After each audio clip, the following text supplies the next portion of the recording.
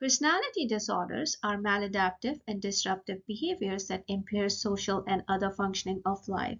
They are divided into three clusters, and altogether there are 9 personality disorders. These clusters are Cluster A, Cluster B, and Cluster C. Cluster A is mad personality disorder because patients seem odd, eccentric, and withdrawn, and they are paranoid, schizoid, and schizotypal personality disorder. Cluster B is known as bad personality disorder because patient seems dramatic, emotional, and impulsive. It includes histrionic, antisocial, borderline, and narcissistic personality disorder.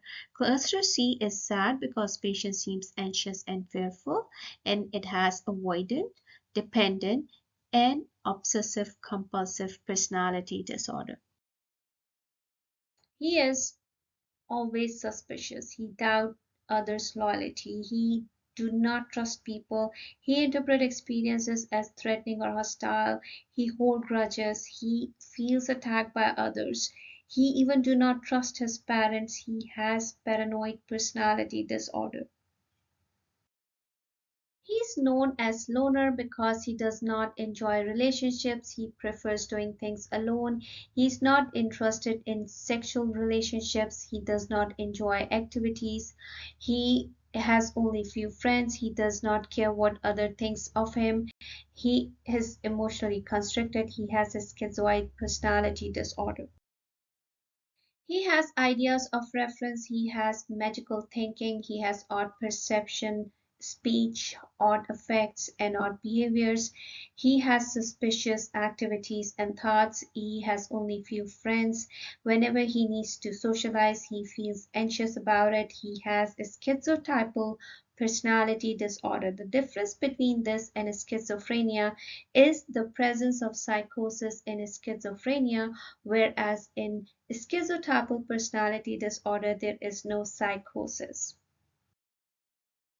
She has unstable mood, unstable relationships, she has negative self-image, she feels that she's not worth loving, she harms herself, she has suicidal ideations, she feels empty inside, she has poor anger management, she has paranoia due to her stress, and she has borderline personality disorder. She is uncomfortable when not the center of attention. She has seductive behavior. She is very emotional. She has appearance which is to seek attention. Her speech is weak and dramatic. She is easily influenced by others. She overestimates the intimacy of relationships. She always lives in a fantasy world. She has histrionic personality disorder.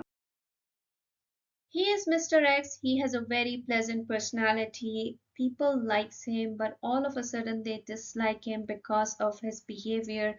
He do not follow any rules. He disregard legal or social norms. He lies about things. He's very impulsive. He's irritable and aggressive. He neglects the safety of others. He's very irresponsible. He has no remorse, no guilt about his acts. He has antisocial personality disorder. He is Mr. B. He has grandeurs. He feels that he is superior than others. He requires excessive admiration. He is very arrogant. He needs to be special. He dreams of success, power, beauty, or love. He lacks empathy. He has a sense of entitlement. He is envious. And he has narcissistic personality disorder. She's married. She avoids others. She fears of being disliked. She avoids relationship for fear of shame. She has a fear of rejection and criticism. She is inhibited in relationships. She avoids novelty for fear of embarrassment. She has avoidant personality disorder. The difference between this and a schizoid personality disorder is that in a schizoid, they prefer to be alone. They prefer not to socialize, whereas avoidant personality disorder, they like to socialize, but they have a fear of rejection. She's very stubborn. She cannot discard worthless objects. She is very perfectionist. She does not like to go out. She stay home and clean home and do homework rather than having fun. She is reluctant to delegate to others.